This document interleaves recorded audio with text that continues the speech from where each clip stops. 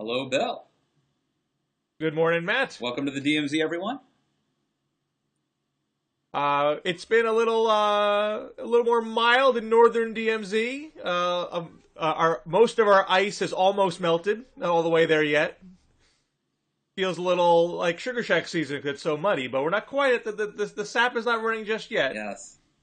Well, I don't know how southern DMZ is feeling these days. I would suspect that the heat and the excitement and the energy coming out of Boston and Gillette, Foxborough, right now. Oh, right, that. Foxborough may be keeping things warm up there. I've got the What is this? Oh, what is this Omaha thing? I keep seeing Omaha in my Twitter feed. I don't know what it's talking about. Well, that has something to do with Peyton Manning's, like before he snaps the ball, like the signals he gives the other, like Omaha, Omaha, and then they hike the ball. I guess it's like it's telling his team something. By the way, this becomes an issue because Seattle now Denver will not have to play in Seattle. They avoided that, but Seattle, the Seahawks, have the loudest stadium in America, and it was designed to be loud, and it actually, I think, technically caused an earthquake at one of the playoff games. And you probably couldn't hear if Peyton Manning were calling that out, or you're on his team. They intentionally make noise when the opponents are on offense to avoid giving those signals. So I don't know what Omaha means exactly, but that's a sort of shorthand for it. So do you have picks? Are you setting your marker down? You putting money on the line here? Yeah, I got the Patriots and the Seahawks.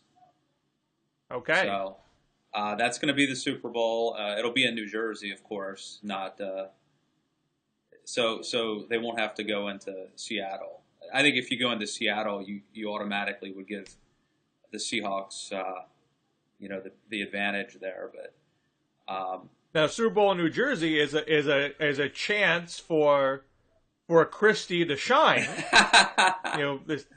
This is a unusual thing for the Super Bowl to be in a cold weather state. They've been doing it in Florida or Arizona or New Orleans for a very long time, and now they're trying to mix it up with having an outdoor cold weather Super Bowl. And the question, and Christie's been kind of boastful about hosting it. And I know a few months ago he said, the plows are ready. Who cares if there's a blizzard? We're ready for it. Now, Christie's management of the state infrastructure is obviously come into question lately. One wonders if he has a strong grip on it. I guess the question usually is that he's too strong a grip on it. But certainly, if there was any kind of problems traffic-wise or snowplow-wise in the Super Bowl, that would clearly add to his troubles. Yeah, I haven't heard too much about this. I mean, they're billing it as New York, even though I think it's technically in New Jersey. Right. And there's New York is not in control of the snowplows for Giant Stadium. Right, and it's insane to do it there. By the way, you should never do the Super Bowl in a winter outdoor venue. I mean, it should be in like New Orleans or San Diego. Something. To quote Matt Lewis, is nothing sacred. No, because you should. It's a party. It's not just the Super Bowl game. I mean, it's a whole event, and you should be able to enjoy it. And the weather could be horrible, and you don't want the elements to impact a Super Bowl game. I mean, you want the best team to win, and bad weather can hurt certain parts of the game that might be your strength. So it could. Shouldn't the best Super Bowl team be able to handle the elements? Shouldn't that be a criteria for who's the best? Maybe, but I think the fans want to see also like a game where people get to execute their best stuff. And so, for example, San Diego got beat last weekend, but San Diego may not fare as well in really bad weather as like Green Bay or New England or something. So, if my Y chromosome senses are tingling, I think San Francisco beat Green Bay at Lambeau Field. Am I correct? You are, but it was like 40 degrees. No, I'm sorry. The wind chills didn't kick in. Oh no, I'm sorry. You're right. That game was like around 0, I think. No, actually, here's the interesting thing. Tony Kornheiser had this one nailed, I think, ahead of the fact. It was very cold in Green Bay. I think it was around 0, maybe wind chills below 0. But his argument was that the reason the 49ers won is that Colin Kaepernick, the 49ers quarterback, is a good runner, and that in cold weather, bad weather, running is better than passing. So maybe that's like revisionist history. But anyway, so here's the other deal, though. With that in mind, who would come out ahead of Patriots Seahawks? Who has the better run? That is a good question. I think, now, the 49ers may beat the Seahawks, and then I would have to go with the 49ers. It's unclear. I mean, the Patriots are traditionally thought of as like Tom Brady slinging the ball down the field, but they've been running it a lot more this year. But they don't have like a really well-known. I mean, their best players are essentially going to jail or or injured. So that's what's so remarkable. That's why I've become like after a dozen years, I've finally become a Tom Brady fan, grudgingly. Like I'm not jumping on the bandwagon. Like, you know, it's I just, you have to admire. You're tied to a rope to the bandwagon across the jagged glass of the road. Yes. I waited too. I should have jumped on this bandwagon years ago, but I just have come to admire his toughness. But here's the other thing regarding Christie. I think this is one of those years where there's like 2 weeks between Sunday's playoff game and the Super Bowl. So that's standard, I think. They go back and forth. Sometimes it's just it's just 1 week. Sometimes it's 2. I think more often than not it's been 2 weeks, but I prefer 1 week. But in any event, so this is weeks down the road. So there really could be bad weather that we're not even seeing yet on extended forecasts. By the same token, Christie his scandal could have subsided a little bit by the time the Super Bowl rolls around. So we'll have to wait and see. So are you of the mind that this will pass? He's weathered the storm, or is there? Or do you have a sense that there are a whole lot of shoes to drop? There's lots of people who haven't talked yet. There's still subpoenas to be issued. There's still David Wildstein's suggestion he might talk more if he gets immunity. We haven't heard from Richard Kelly. We haven't heard from David Sampson. What do you think the sense is of Christie's staying power here? I mean, I think if I had to bet, I think that he will endure this. As everyone knows, I mean, if there is some sort of a smoking gun directly linking him to this, then I think he's toast. But I suspect he weathers the storm and survives. The question, though, is in terms of his national ambitions, to what degree is survival sufficient? Yeah, that's the thing. I mean, you can weather the storm, but still be, weakened, have your powers greatly diminished. And so, it doesn't have to be an absolute thing that takes him down and gets him impeached to really hurt his chances of being the Republican nominee. And we've already seen the numbers. I mean, he is now dropped substantially in terms of the direct face-to-face matching up against Hillary Clinton and electability. Right. Electability and was essentially his claim to fame, or his argument, his raison. And so no, I had a piece over at The Week this week looking at the most recent poll numbers. I published a few hours before the most recent NBC poll, which numbers were slightly different. But looking back at the handful of polls that happened over the course of the last month or so, Christie was at the top, but around 16, 17%. This is national polling. I didn't look at the state polls for this. And we're talking about just Republican primary voters here.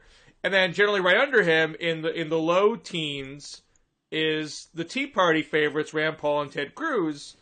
And also clustered around those low double digits have been Jeb Bush and Paul Ryan, but Paul Ryan almost surely is not running. All the reporting is he's angling for a House Ways and Means chair and planting his flag in the House. And Jeb Bush so far hasn't really done anything to suggest he is running. He hasn't started lining up staff or visiting the early primary states or things like that. So that's just, he could jump in, but I wouldn't presume that. So if Jeb doesn't, and Christie is weakened enough by this that he no longer is a firewall preventing a Cruz or a Paul from being in the top slot. We've talked about this in the past about the brackets, the establishment bracket versus the populist/Tea Party bracket. Does the establishment bracket collapse? Is there really just no contender there if Christie is weakened? And if the establishment doesn't consolidate around a relatively moderate choice, which is what usually happens in Republican primaries, despite people's presumptions. Usually the establishment consolidates and the far right fractures among several candidates and the establishment pick wins. If Christie is fatally weakened, is there nothing stopping Cruz or Paul from getting it? So they could even have a bit of a rivalry there, and they wouldn't cannibalize each other because they'd just be the top dogs, and all the other folks, Rubio, Walker, Santorum, these guys have all been scraping the bottom of polls for a while now. They've all had their missteps. What say you? Is there a chance here that this is a recipe for Tea Party ascendance? And if that is true, is that chunk of the party that's moderate, and some people have mocked me for saying that it still exists, but polls show 25% of the Republican Party are self-described moderates, would they walk if a Christie no longer is a viable contender and Rand Paul or Cruz become the top dog? Well, I'm skeptical about the 25%, but I do think that the bigger concern is, does the money show up? Do they walk? Do they just sit on the money?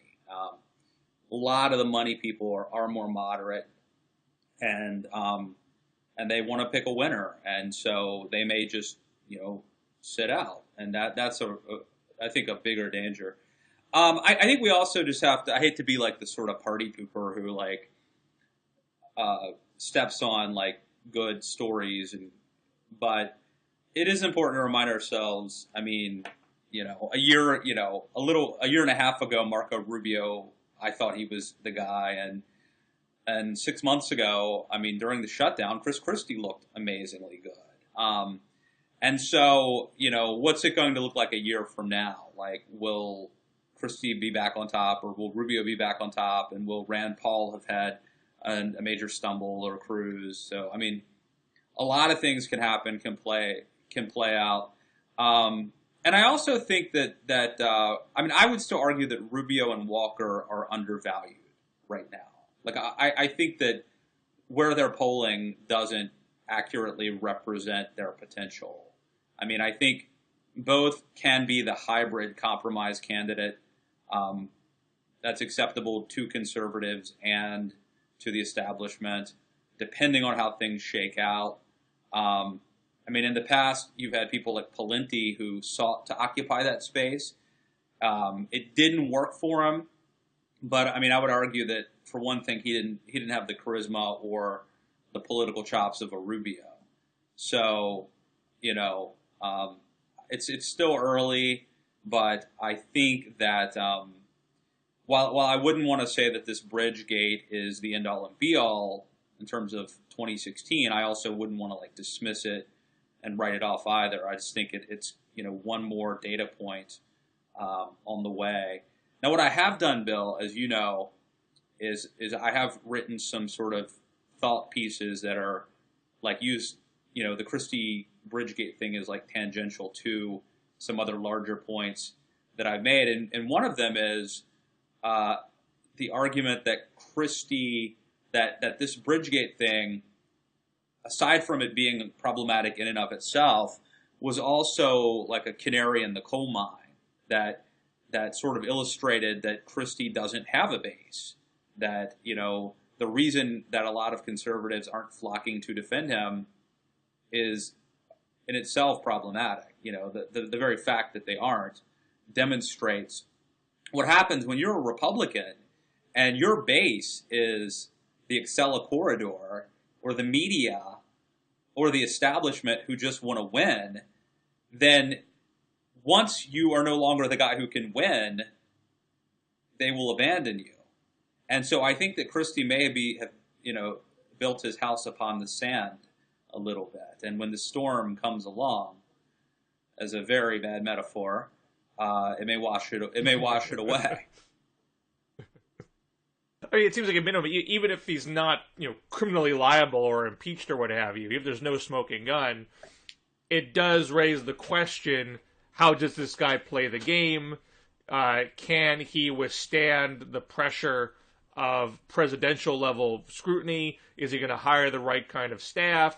Is he going to get himself in another kind of scrape like this down the line? It just seems, before where he was like a sort of, a electoral powerhouse. Look at what I can do in a blue state. I can win in a landslide, and this is exactly what we need right now. You need my kind of, boastful style. Now everyone sees there's a flip side to all those strengths come with weaknesses, right, inherently. It's just got to at least make people pause, and if it's making you pause, I'm not saying that he couldn't gut it out, or that obviously it is several months away, and all those sort of things can change, but it would seem like it becomes a lot harder for him to consolidate establishment support and prevent a Paul or Cruz, who I think of all the people we're mentioning, those are the guys who have the biggest fans right now. I mean, they're not crushing these polls either. They're not breaking 20%, but they have fervent supporters. And if one of them eventually, bowed to the other, so that vote could consolidate and become more like 35-40, and whatever chops Ruby or Walker have, if they can't consolidate, then I think a Paul could pull it off.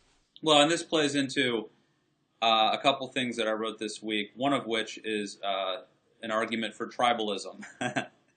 And I'm keying off of something that Connor Friedersdorf at The Atlantic wrote. He basically took a Rush Limbaugh segment this week, where Limbaugh basically said, back in the early 90s, I defended Clarence Thomas, basically because I assumed he was right, and I knew the left was trying to claim a conservative scalp, and I just sort of assumed he was a good man, and reflexively, I mean, I'm sort of paraphrasing, obviously, but Limbaugh reflexively defended Clarence Thomas, and Limbaugh basically goes on to say, like, now why aren't we reflexively defending Chris Christie?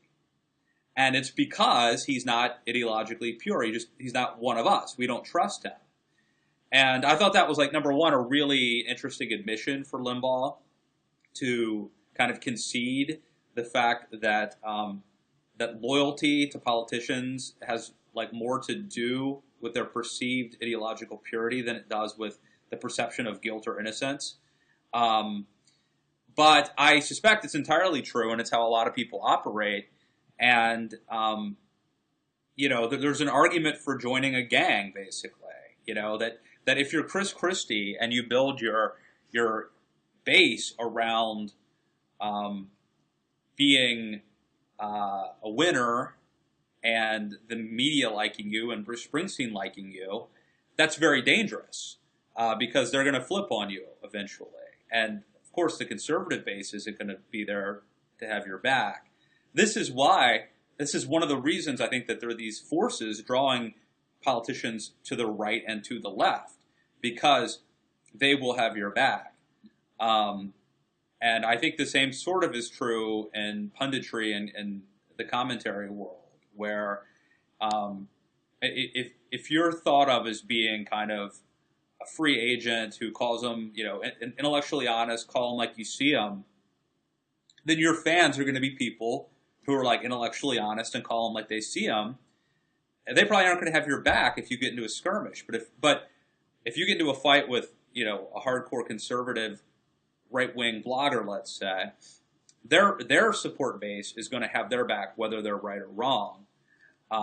So essentially, I think that this is an argument for Cruz and Paul, that at least, their support base is going to stick with them through thick and thin. Whereas I think Christie, it was very sort of, his support was was contingent on him being perceived as a winner, sort of like ethereal, ephemeral. I mean, that's a dangerous thing. He doesn't have a real posse. He just has himself. I think so. I mean, and I think that, like, remember John McCain? Remember how John McCain joked that the media were his base? Right. I think John McCain might be a prime example of, like, the danger of being a maverick and not having a base. And my dad was a prison guard, and so a lot of my stories growing up, like, if your dad's like an accountant, you probably talk about numbers a lot. So, I mean, I think in terms of, like, the first thing a lot of people do when they go to prison is join a gang.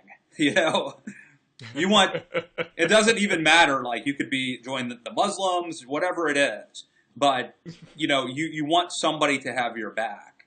And I think that politics and punditry can sort of be the same. And it's actually very dangerous to be a free agent, to be an independent thinker, and to not pick a side. And I think that's, like, maybe one of the lessons here with Chris Christie. When you're in trouble, when the bridge thing hits, you don't have people running to reflexively. Conservatives are basically saying, they're sort of defending him with caveats and, like, well, if he's not guilty, they're not. It's not a full-throated defense of Christie. And really what I think you want in politics is people who will defend you whether you're right or wrong. And as you say this, it sounds very unethical. It's unseemly. It sounds anti-intellectual. It sounds like you're recommending that people become lemmings and not think for themselves. They should just leap to the defense of anybody, my country, right or wrong, kind of, blind patriotism, sort of deal. And obviously, there's risks to that. There are risks to jumping in head first if you don't know the full story. But I think there is also evidence that without that kind of tribal loyalty, it's hard to actually get things done once you are in a position of power. And in fact, if I may lead on books that I've read recently, Woodrow Wilson, before he was president, was a political scientist. And he was a proselytizer, an early proselytizer of partisanship, which was sort of a new concept, that you need to have a party machinery to execute. If you don't have that, you can't execute. And he brought that thinking to his governorship and to his presidency, and he was proven right that once he is in a situation where his party wasn't in charge of Congress and he had to get the League of Nations through, he wasn't able to do it. And if you don't have that tribal loyalty, FDR, had a very, and Wilson too. I mean, their parties were not ideologically cohesive, but there was a bigger sense of party loyalty that both of them fostered that allowed them to get things through that some people in their party weren't so sure about. There's an old story, but there's an old story, but I don't know if it's FDR or LBJ or Tip O'Neill, but somebody will know in the comments. But it basically goes like this. One of his lieutenants said, Tip, I'll be with you as long as you're right. I'm always going to be with you. And the politician said, I don't need friends when I'm right. I need them when I'm wrong. Right. So I mean, there's always a degree of internal contradiction and cognitive dissonance when you're dealing with the real world of politics. If everything was like, totally proven top to bottom, everyone would just be in their own little individual silos and people wouldn't come together and do things. So, there is a certain, I'm not saying this means no one should think for themselves ever, and we should defend our most scurrilous party members regardless of the situation. But there is a degree of logic to that, and Right. from Rush's standpoint, he's saying if you agree with. Let me stop you, but I do want to hear what you have to say about Rush. But you said something. You said I think you said rational or you said logic. That's my point. I'm not advocating this, but I'm saying that it is a logical response that when politicians go to the right or go to the left, this is a very rational decision. Now, I would say personally, I have not followed that path. I have chosen to not follow that path, and I think that it can be perilous at times. But you could not fault the smart politician for keeping a secure home base, dancing with the one that brung them. And there's another saying, you can't make friends of your enemies by making enemies of your friends. I think Chris Christie maybe thought he could. But when politicians sort of engage in this tribalism, when bloggers engage in this tribalism, it is a completely rational decision that makes a lot of sense. Now, and you wrote a piece this week also about virtue that I want to segue into. But first, though, you were going to talk about Rush. I interrupted you. What were you going to say about Rush? Right, I can draw that line.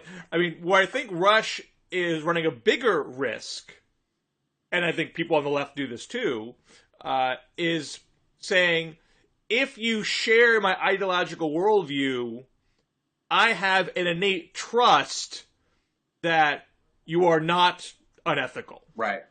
And therefore, I'm going to take the leap of faith that you're in the right and defend you. And look, there are bad apples, across the spectrum. There are unethical liberals and unethical conservatives and unethical moderates. There's no absolutely. I found that the people who try to sell you on their purity, who wear it on their sleeve, are so often the most corrupt. I mean, there are a ton. Look, I have no doubt that conservative philosophy is best for this nation, but I also have no doubt that some of the worst people and the biggest con artists are, professional conservatives. I'm under no, illusion that that's not the case. So. Right, and I think everyone, those who want to foster a healthy tribalism, don't want to get upended by having a massive blind spot. And whether or not you believe, Clarence Thomas, told the truth, I could see one saying, well, we got away with that one. That worked out. So I might as well just defend all comers. And, that might not, be in one's best interest. So it's a fine line you got to walk when you got to cut somebody loose. You had a piece this week talking about the value of being virtuous, which cuts against a lot of political history that kind of celebrate roguishness, right? Some folks, when you get caught in the act, you get burned, but when you get away with it, it's talked about after the fact. You're celebrated as pulling it off. Everyone loves that LBJ was a political bully, and everyone people love the fact that Lee Atwater got down in the muck to get his people elected, and people love the fact that there's this mysterious. We glamorize these things and lionize them. Right. People love the baseball cheaters of old. And they're playing them in the Hall of Fame, but we lambast the steroid era because they got caught. Right. So this is true in all sorts of life. But I think you raise an interesting point that if you can find the way to success while being virtuous, that's kind of, that's the best of all worlds. And to suggest that you have to, for Democrats in the Bush era, there was a sense that we have to find we need our Karl Rove. We have to find a way to play dirty, else we'll always get beat. And I'm sure the baseball players say, I got to take steroids because that guy's taking steroids. Otherwise, I got no choice. But if you can find an alternate path, that's not going to be maybe goody-goody, but combine, an element of toughness along with virtue. That's really, that's pretty unstoppable. And I would, I mean, I'm sure you want to talk about your own piece more in your own words, but I would argue that Obama is actually providing that model of politics in a way that, FDR ran some nasty campaigns and LBJ ran some nasty campaigns. And I think that Obama, I know conservatives have their complaints. I know there's this whole culture of corruption meme out there, so I know they're not going to buy what I'm saying. But I think if you actually looked at the historical arc here, Obama plays the game pretty clean, and has gotten a lot of stuff done, in part because when he had his party in power, he used his partisan machinery, Wilson style, to get what he could done. And when that didn't happen, he made his adjustments, but he never. I don't think he ever went down in the gutter and really slung the mud in the way that politicians have throughout the course of American history. And I hope that the Democratic bench sees how Obama does and replicates it and doesn't think that he's a one-off. And I think Republicans should look at how Obama plays the game and say, you know what, maybe we don't have to do it the Karl Rove way or the Chris Christie way. There are other ways that our ideology can triumph without doing that kind of stuff. But I don't know that's where you were headed with your piece. Well, I mean, look, I've written pretty extensively about this Christie thing, and you could argue, like, well, maybe you can't get ahead in New Jersey without playing hardball and without being, maybe a Boy Scout couldn't survive in New Jersey, and this is sort of a larger culture of New Jersey. There's also the whole staff infection issue, where rogue staffers who think they're literally Atwaters, and that's really what this virtuous piece was addressing. I mean, there's the macro question of whether or not a party or a president can win by sort of playing softball, but I think there's the micro issue of, if I'm talking to a young political operative or whatever, what is the best survival strategy for them? And I think you can play really hardball politics and be very tough without being unethical or mean or evil. So that is a distinction that I think is possible. I'm not sort of advocating being like a weenie who isn't tough, but I think clearly when you shut down these lanes, that is obviously crossing the line.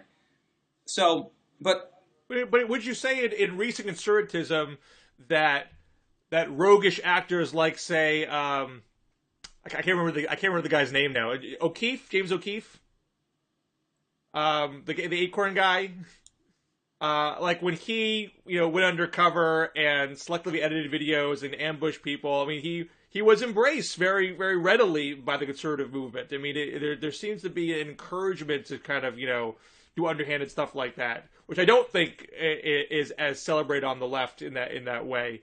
It does that trouble you that kind of behavior is encouraged? I think that there is on both sides of the aisle. I mean, they'll criticize me for the moral equivalence thing here, but I honestly do believe that there is a sort of celebration of this stuff on both sides of the aisle. However, when I wrote this piece, I wasn't really thinking of people like O'Keefe. I was thinking of people like Christie's deputy chief of staff, and professional political operatives. This is Stepien? No. The lady Bridget. Always remember that because it starts with Bridge. Actually, because Steve Kornacki on MSNBC did kind of like a character study of all the different players here, and his telling, because he knows a lot of these people personally, right, from his Jersey journalism career. He was saying that Stepien had the rep of being the underhanded petty one, and Bridget Kelly had the reputation of being clean. Right. And that it was sort of interesting that she seems to be sort of dragged into this, and what brought her from one camp to the other is kind of a bit of a mystery. But that is undercut, I think, what you're saying in general. Yeah, no, I think. I think there's so many variables here. I mean, if you're a 25-year-old, let's just say you're a 25-year-old who manages a campaign, and your guy gets elected to Congress, and you come to D.C., you have basically two options. You can either slow things down, take your time, and learn how things work, and you're going to miss opportunities and possibly get fired or replaced by an old DC hand, or you can kind of try to punch above your weight and play above your game, which is very risky and dangerous. Now, let's suppose that there's a more seasoned general consultant or political advisor who's a little devious and unethical, who takes you under your wing. It would be very tempting to follow the advice, even if you started off as a good person. It's very seductive. And I think this happens, that a lot of people get sucked into, this is how it works. This is how, this is how you win. Listen to me. I'm going to take, what are you going to say? No? We go back to Montana or wherever you're from. I mean, it's a very tough thing. What I'm advising is that I think it's important, for political operatives and for all of us to really guard our hearts. I think if you have like a family and you attend religious services and you have friends and a community and things, you're not just defining yourself, your self-worth and your identity by politics. It's much easier to not be sucked into that sort of peer pressure, and to not get caught up in the game to the point where you like think that you're in The Godfather. I mean, I think a lot of political operatives get sucked into like this posturing themselves as gangsters, and glamorizing the Atwaters and of the world. And in my piece, I talk about, Michael Corleone, The Godfather, which I think a lot of I love the Godfather movies. I think a lot of political people do, but I think some of them are like living vicariously through it, and maybe especially in New Jersey. And the point I make is that Michael Corleone ends up losing everything he loved. I mean, his whole attempt was to save his family and to keep his family together. And at the end, he dies alone peeling an orange. And that's the moral, that's the lesson. I believe as did Lee Atwater. Right. You could say that, absolutely. But I don't think people get to that. They don't get to Godfather 3. They don't get to Lee Atwater at the end. They're glamorized, and Hollywood's very much guilty of this. I mean, as a rule, of sort of glamorize, young people who are impressionable. They never think about the end, about Atwater on his deathbed or whatever. They think about him banging hot chicks at some convention, whatever. Taking down like Dick Morris in '96. Sucking toes, taking down. Michael Dukakis, mocking him riding around in a tank, and I'm just sort of suggesting that it's very important to have for all of us, because we can all F up and make mistakes. God knows I have, but if you have that infrastructure to keep you grounded, you're less likely to. I don't know what happens to her. I don't know if she could be rehabilitated or not, but I suspect that she got sucked into this. Now, is it possible that, I mean, the Christie team now has a reputation of political payback, whereas the Obama campaign team has a reputation of being data nerds. No one looks at David Plouffe and Jim Messina and David Axelrod as being, knife wielders. But they're pretty well lionized right now because they've won twice. Does that, whereas, we've had a lot of glamorization of hardball operatives, going back, several decades now. Does our cultural standards change? In part because we have a model that works that's not as cutthroat, and because we're in a different kind of media era where it's a lot easier to get caught, and people don't cover things up as readily. People know that when a story is told like this, you get clicks sharing it quickly and not saving it for a book 5 years later. Does that change our expectations, our cultural standards, and does that eventually change behavior at the operative level? So that's an interesting question. so obviously, Obama did have Rahm Emanuel, and I think as Nixon said of Spiro Agnew, when you own a dog, you don't have to bark. So he did have his attack dog, at least for a while. And we also have Hillary Clinton, apparently having this enemies list. So I don't want to say that that they're, entirely virtuous and that they're not playing hardball. But I do think you're right. I mean, the perception is that they speak softly and carry a big stick, that they're able to win and be, I have to say my philosophy has always been out of the Roadhouse. I mean, there's this Patrick Swayze, ridiculous Patrick Swayze movie called Roadhouse. I don't know if you've seen it, but he's a bouncer, and he comes into this bar, and he's like giving this like really great inspirational speech to all the losers who work at this bar, and he says like, if someone is having a problem, we're going to go up to them and we're going to ask them to leave, and we're going to ask them nicely. And someone says like, well, what if they take a punch at us? And he's like, well, then we'll walk them to the door and we'll do so nicely. And someone says, well, what if a couple of his friends come over? And Swayze says, well, then 2 or 3 of us will come over and we will escort them out and we will do so nicely. We will be nice until it is time to not be nice.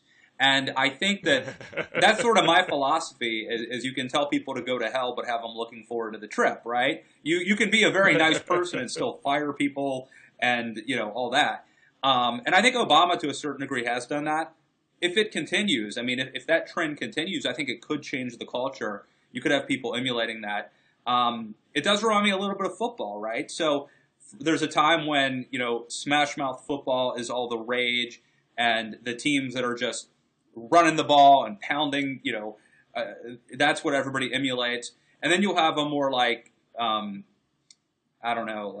nuanced sort of offense that's softer, that maybe becomes the rage for a while. And so maybe that will be something that comes out of this, that you'll have a culture or a generation of political operatives who are more data nerds, and that gets rewarded and incentivized as opposed to the sort of hardball politicians. Like that being a finesse pitcher becomes the cool thing in the future.